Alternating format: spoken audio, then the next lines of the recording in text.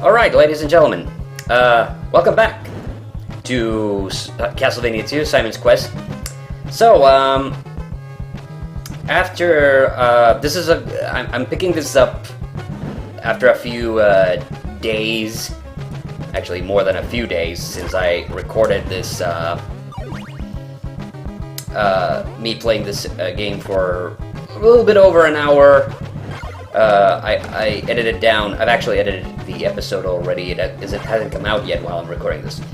So after finishing that episode, I had a look out of curiosity at a walkthrough to see like what exactly would I have to do to get to the end of this game, the finale to Dracula's Castle, and if I read correctly, really.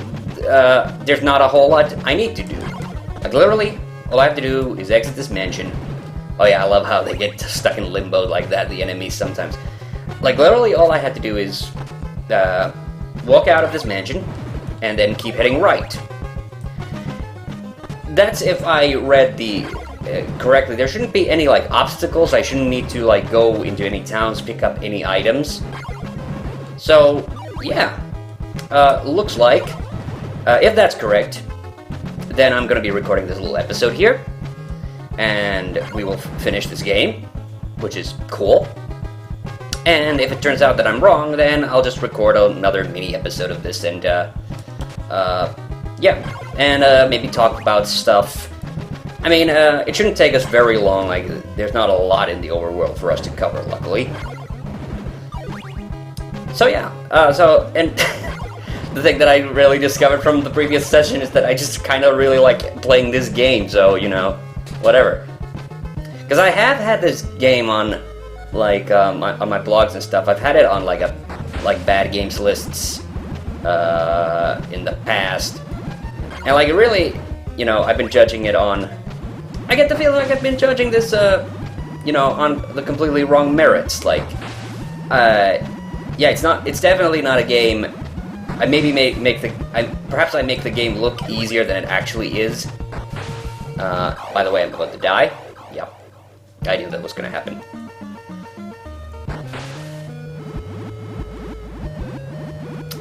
So,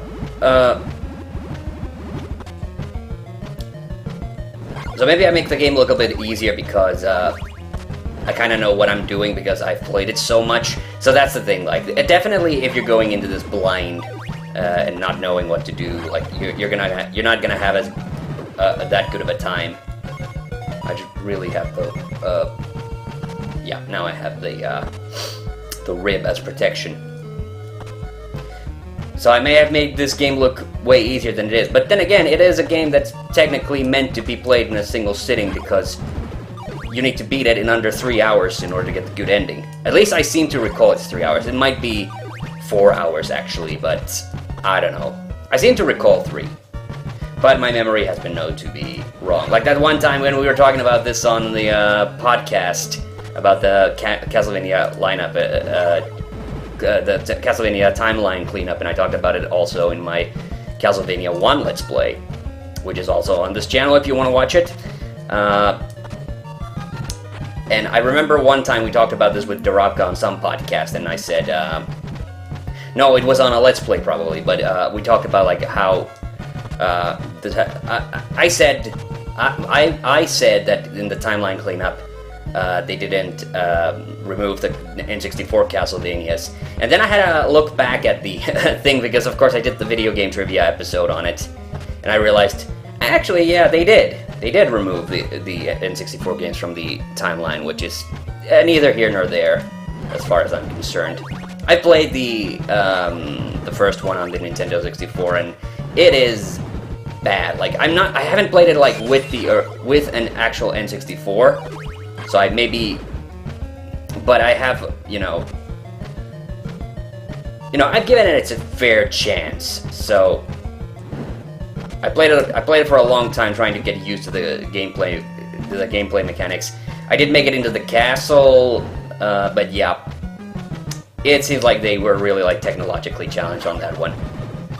Which is always kind of tricky. Like, it's really... You shouldn't really judge 3D games by the same standards as modern games because...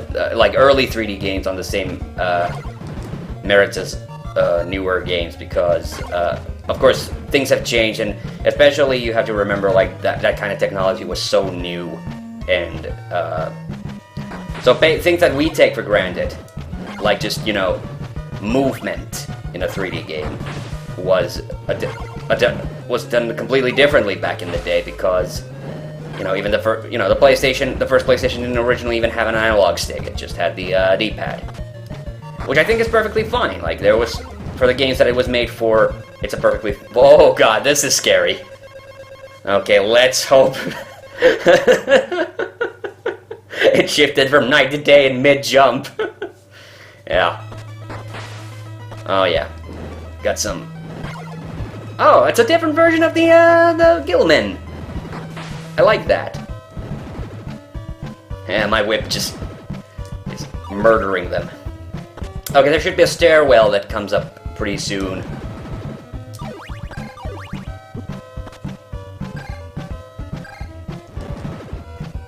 Ah, more deadly swamp water. How lovely. I'm gonna die.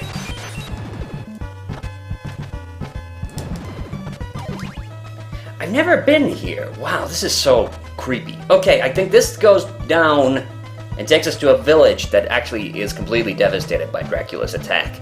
And then if we keep going through that, we should get to the castle. There really shouldn't be anybody here, except, like, for one person, I think. Wow, it's all gray and shit as well. This reminds me of the gray worlds in Super Mario Brothers, the first one. I always thought those were really, really cool. Like, in the end, like, you think about it, it's not like that. Actually, let's go inside. Let's go talk to, if we can find that one person who lives here. There's an old lady here.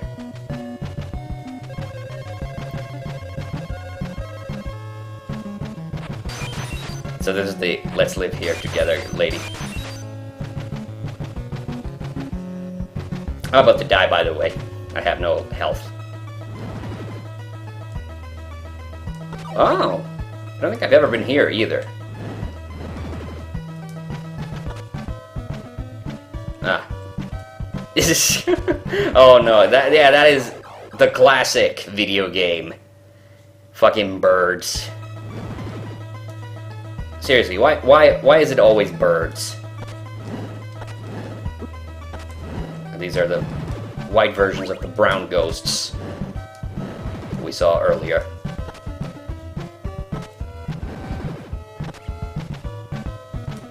That's cool. I don't remember these headstones that you can actually walk on them. Uh-oh. Alright. So maybe I was wrong. Do I need something for this? The crystal created like a platform in the other one. Now this got interesting.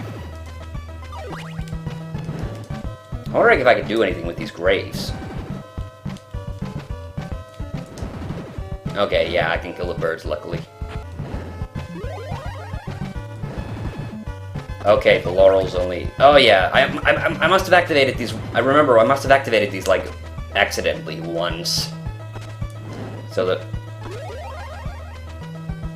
So yeah, this just gives me, like, invincibility for a short while. Huh. Okay, is this the point at which I should have used the garlic? Because I can't get past here. Okay, let me pause this for a second and try to see. Okay, I had to check and... Whoopsie doodles! We're gonna have to go back to Camilla's mansion because you actually do have to defeat Camilla. There's one more item I need. I didn't realize it's the magic cross. Yeah, like I said, I have never beaten this game, but you know what? Good news. If that's all we need, we've already done like most of the work. So now all we have to do is defeat one boss. I mean, hell. Actually, I'm kind of looking forward to this. I've never really done this. Ouch. Okay, sorry about that. Okay. While we're going there, there was something that I did want to discuss. I want to talk a little bit about, I've been doing some He-Man and She-Ra videos.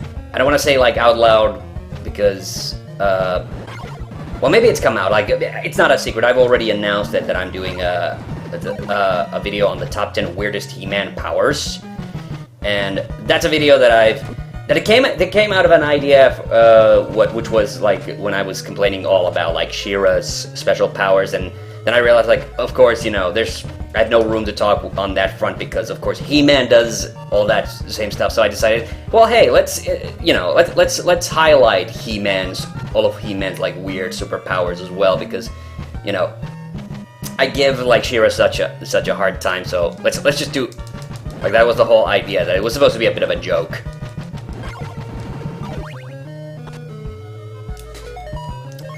I should probably have the rip for this. But I wanted to talk about a little bit about, like, with the She-Ra reviews, I always get kind of like this unfortunate feeling like I maybe come off a little bit too negative about She-Ra, because I complain a lot about She-Ra, but it's not because I don't like She-Ra.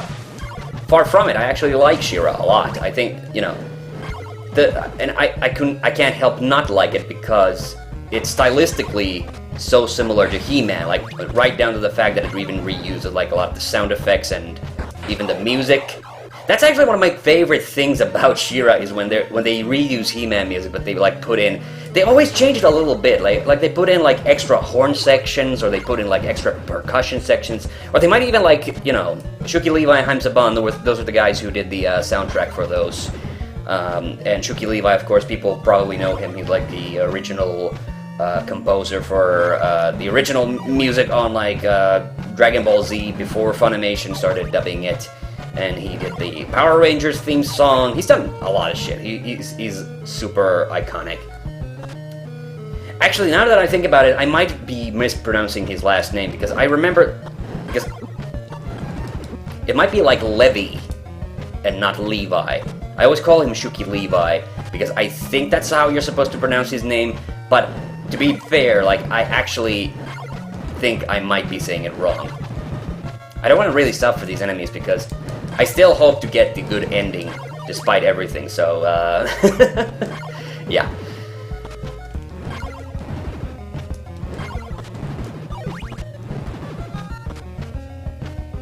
Alright, what I was going at is, like, so I like She-Ra, but the thing is, like, and I get the feeling like maybe it's the problem is kind of what I have with like He-Man's second season. Like, whenever I get to talk about like the first season of He-Man, like I'm always really game for it. I'm always up for it because I like it a lot. But then when it comes to the second season, like, it's always like, yeah, this is sometimes good, but like it's not. But I still like feel a little hesitant to talk about it because, whoops, no, there went my laurels. Great, that's not distracting at all. Okay, so I kind of have that thing with She-Ra as well, that I like this, but for some reason I just cannot like it as much as the first season of He-Man, and I'm always wondering about that. Is it just that I'm just so nostalgic for the first season of He-Man, which is weird because He-Man wasn't really a childhood cartoon for me. Like, yes, as a child, I did see a little bit of He-Man growing up, but it was like 3 episodes of it, mostly. And then I remember one time at some kid's house, there was like He-Man on TV, and that was about it. So for me, like, becoming a He-Man fan was such a recent thing. Well, recent. It was, you know, some 15 years. I've been, you know, in a serious fashion, I guess you could say. I'm still not sure what that eel does. Yeah, I'm gonna die anyway, so it doesn't matter.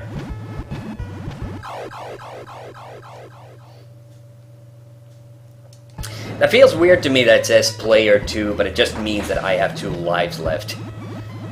Yeah, that also confuses me a little bit because the Disney games, the Disney Capcom games also do that. They say P for life. Eesh. Come on. Come on. Oh, God. Yeah. Okay. Time to go kill Camilla. Parker Bowles. No. Is that the name? Is that the name that I was talking about? Prince Charles's wife. She's not the. That always feels weird. She's not a princess. I guess it's like a legal thing. She can't be because you know, Diana was princess, and because divorce technicalities. But that seems so weird. Like, didn't King Henry form the Anglican Church specifically so that he could legally remarry? Like, that seems kind of weird. If there are any English people watching this, you know, let me know. Not too clear on the legal protocol of the royal house. The royal house. Oh, fuck. I forgot these guys were this strong. Or was it the bottle? It might be. Sometimes, like... Oh, okay, you've seen it a few times as well. I talked earlier that sometimes the zombies, even after you get the big whip, or this better whip, like sometimes the zombies still take multiple hits to kill. It feels weird. I don't know what causes that. Ooh.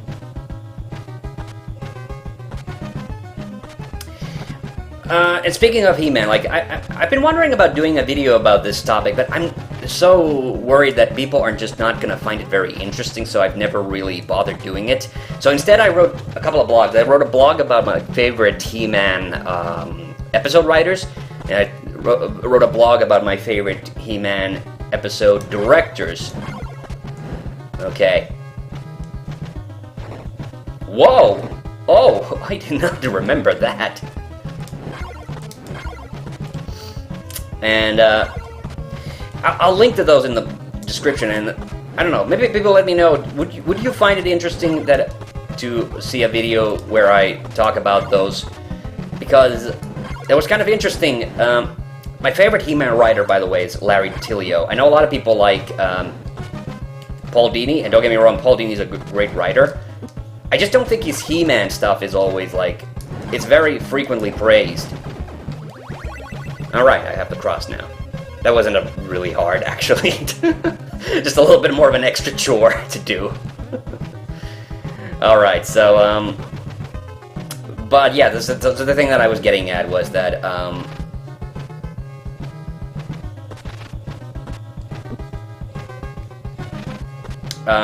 so Larry DiTillio is like my favorite He-Man writer, and, you know, he also wrote, on the He-Man to the 2002 to 2004 series. I never know what to call it. I can't call it the new He-Man series because I'm afraid people will confuse it with, ah, crap. Okay, this was not the way to go. Jesus. Whoopsie doodles, people. Okay, let's just, ugh.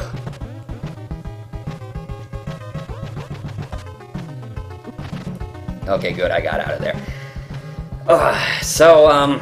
Yeah, so I like Larry DiTillio, I like Paul Dini's stuff. J. Michael Straczynski is interesting. Like, he was very ambitious. His, like, episode scripts are usually very ambitious, but I don't think he always wrote necessarily the best stories. That's always kind of weird. That's actually another topic that I was contemplating, like, what makes a good He-Man episode, and the writing I think is good, one part of it, but some episodes I do think are just fine because as kind of simple action pieces, like, you know,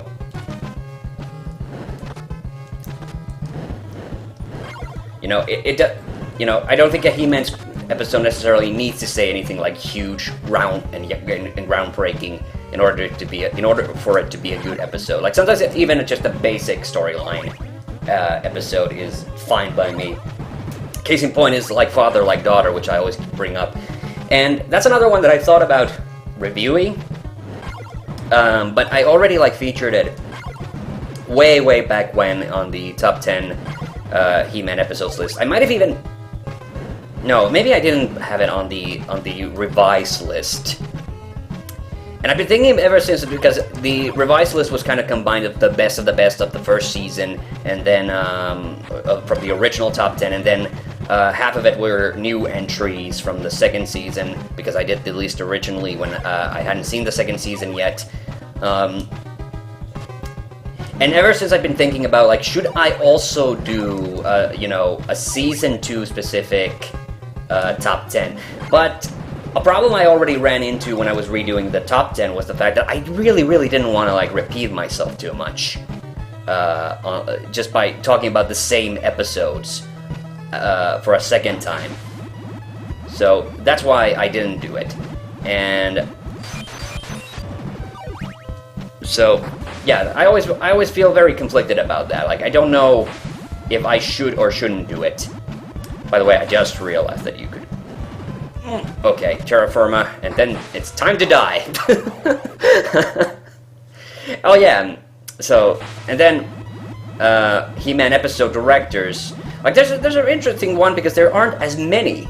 I was really surprised. Like, the guy who actually directed Evil Seed is a guy called Bob Arkwright, and that's the only episode he directed, which surprises me because he was so good. But he was like the head of, like, layouts. He was like he was like a regular staff member, and then that was like a one time they allowed him to direct. So they weren't too particular about that. So even though I love Larry DiTilio, I think he's hands down like the best of the He-Man scriptwriters, and I always like his episodes. He did direct one episode, which is the Time Corridor, and I always like, I always make a big stink of it. That episode was written by somebody who only wrote that one episode, and I'm wondering did Larry DiTilio, if he had any say in the content of that episode, because of course, that's one of my favorite, like, go-to dumb He-Man episodes that I always point to as, like, this is how you don't do a good He-Man episode.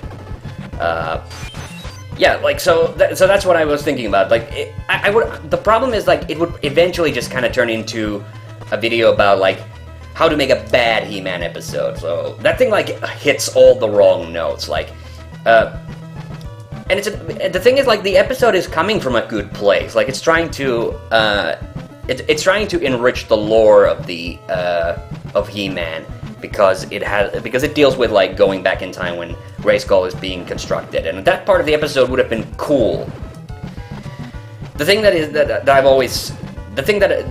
that the number one thing to get me that gets me riled up, the number one thing I don't like about any He-Man episode is where the premise is completely contradictory to what the show's about. Like, in that case, that Skeletor's trying to destroy Grayskull. That makes no sense to me because Skeletor has always been about trying to get into and conquer Castle Grayskull. So, yeah, that's why it doesn't make any sense to me. And it feels weird. It feels completely contradictory to what the show's about. Because it is! and the Wheel of Infinity, it sounds like it could be such an interesting idea. But, like, it doesn't make sense. And the second thing I hate about that episode, Fangman, I've made my displeasure. Actually, that's a list I should probably redo one of these days. It's the annoying He-Man characters, my least favorite He-Man characters. I mean, people probably know who's going to be number 1. No big surprises there. But I think but that's a list, yeah. You know what, I think I should probably, you know, I have a tendency of these days, I don't usually keep the old lists around. And that one is, the original list is, like, really bad because it's just me sitting on my couch talking about, like, the annoying characters. Like, so... Actually, it's the original shitty couch vlog.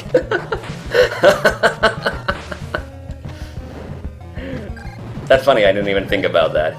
But it is, yeah, I recorded it a long time ago. I recorded it with my, like, sister, with Minna's old digital camera.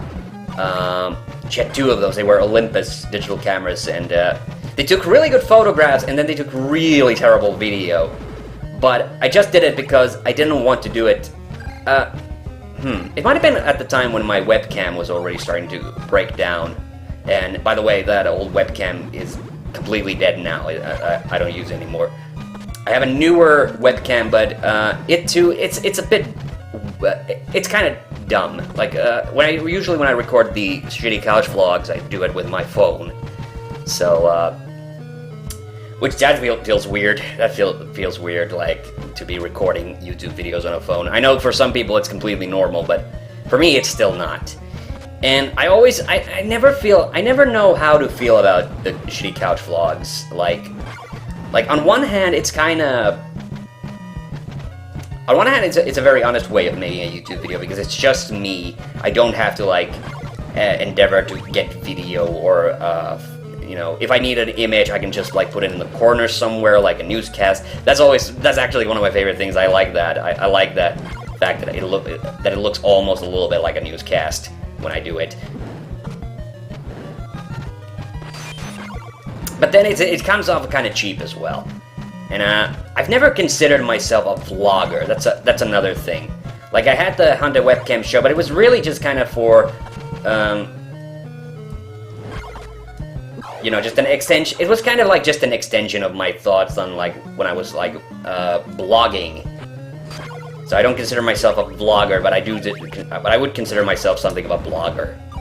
Not a professional one, certainly not. But yeah. So yeah, hey, let me know if, okay, do I have to have it selected? Oh yeah! Okay, Dracula, here we fucking come. It's showtime! Time to kick Dracula's ass. This is a long-ass bridge, by the way. Didn't even think about that. Okay. We're on the other side.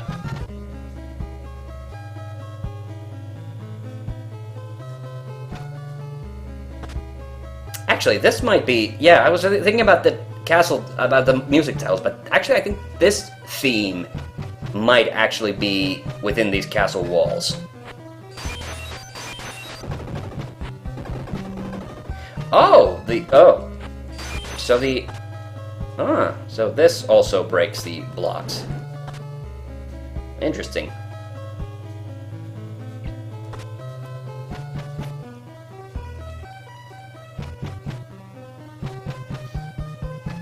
This is honestly kind of cool. I've never been here.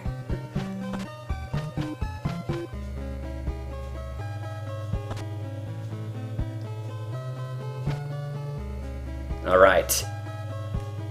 Here we fucking go. Showtime. Let's go get Dracula.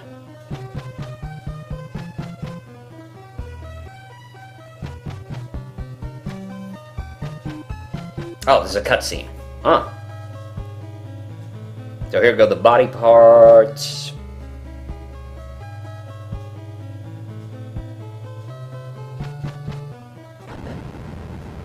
So I'm wondering, does the Grim Reaper actually give me anything then?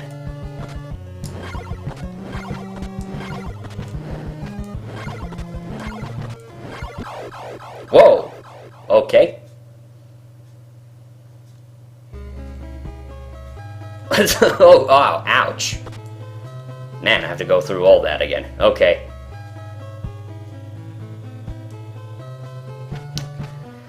So hey, another thing, wait a minute. I wonder, does this also work on Dracula? Okay, second round. Let's see what happens when I throw the holy water at him. But I've definitely got to be careful about not touching him. Like, he took a lot of my damage. I took a lot of damage from touching him.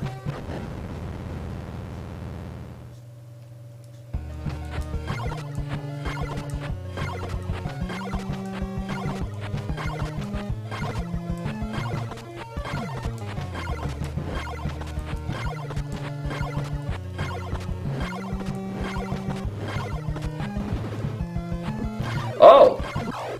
Whoa, whoa, whoa, whoa, whoa. Okay, he actually does put up a fight. But he kind of just stood there when I was throwing the holy water. So is that what you have to do? You just stay there and throw the holy water?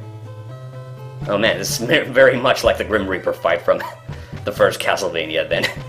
If that's the case.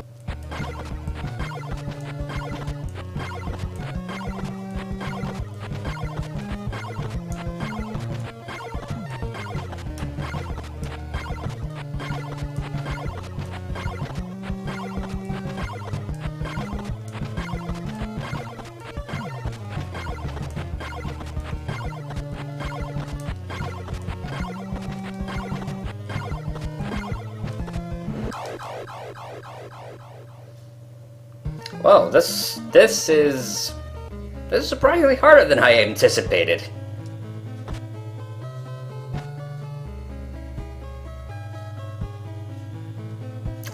Okay, am I missing something? Those laurels could have definitely been a bit useful. Yeah, the problem is that when he touches me, he does a lot of damage. Okay, here goes round... Is it 4 already? Wait, my whip doesn't reach though if I'm standing here.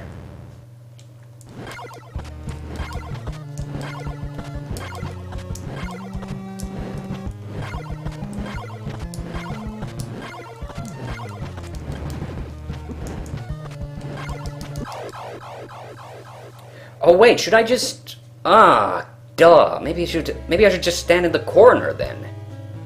He doesn't go into the corner. Funny how... Okay, let's give it one more try. If I can't figure it out now, then we'll pause the episode again. And I'll go once again consult a walkthrough. Although this is exactly what I wasn't... When I did the original Castlevania video, this is exactly what I didn't want to do, but we're like 99% way of the through... 99% of the way through this fucking game, so... Really, we should just do it. I should just do it. Oh, I was thinking about like jumping on that platform, and I can do it. That's why I just kept going forward, because you can jump here. You don't have to use those stairs. Yeah, this part, it would be nicer if you could just drop down from the stairs. And then I have to, like, go all the way. It does take a while.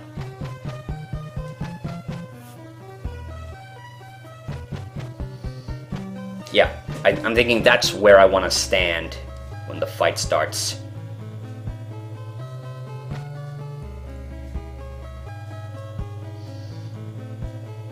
I do like that fire effect. I think it's really cool. Okay, let's boogie.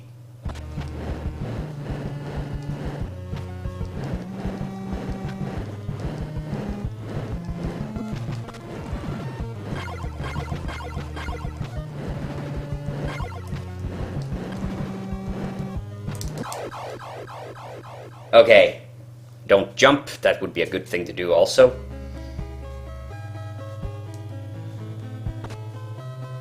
Okay, maybe I should whip him at the start, and then when he starts throwing the projectiles, I should maybe, like... This actually is pretty effective. It destroyed those things when they were coming straight at me.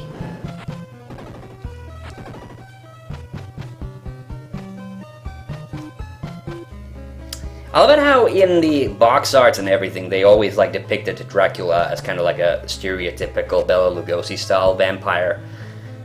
But then like later on, they kind of went with the Bram Stoker look, which was giving him the mustache and everything. But in the games, he's always been very ghoulish. They didn't used to pretty him up quite so much. Like even in Castlevania, like even in Rondo of Blood, which is my favorite, like he still has the sort of traditional Dracula look with the slicked back hair and everything, which is fine. I always think he looks really hilarious in the Captain N. He has the yellow. I think the whole joke is like he's supposed to be kind of retro and kind of out of, you know, really like outdated with his style and everything, so...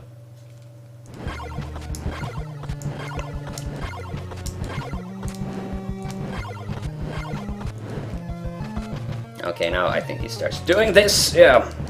Okay, don't jump, that's...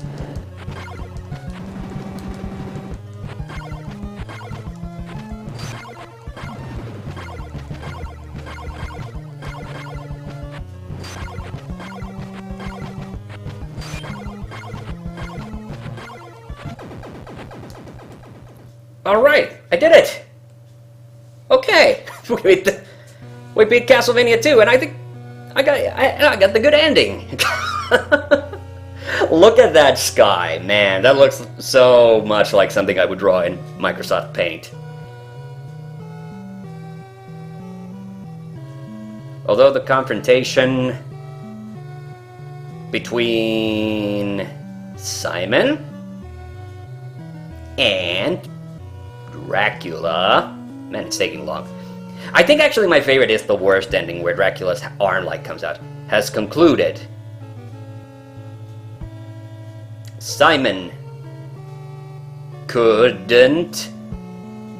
Oh! Survive his fatal wounds. What? Oh, I didn't get the good ending. This is the medium ending. Ah, shit. Transylvania's only hope is a young man who... Wow, this is really, really slow. Will triumph over evil. Are they talking about juiced Belmont? And raid the city of Dracula's deadly curse. So what? Whoa! Did we take too long? Did I actually take too long? Was it? Wow. Maybe I did. Ah, shit. I thought for sure we could get the... Well, next time I'm playing through this, I can definitely get the good ending. But hey, thanks for, thanks for watching, and we beat Castlevania 2. This was really fun, so I hope you enjoyed it, and see you on the next one. Bye!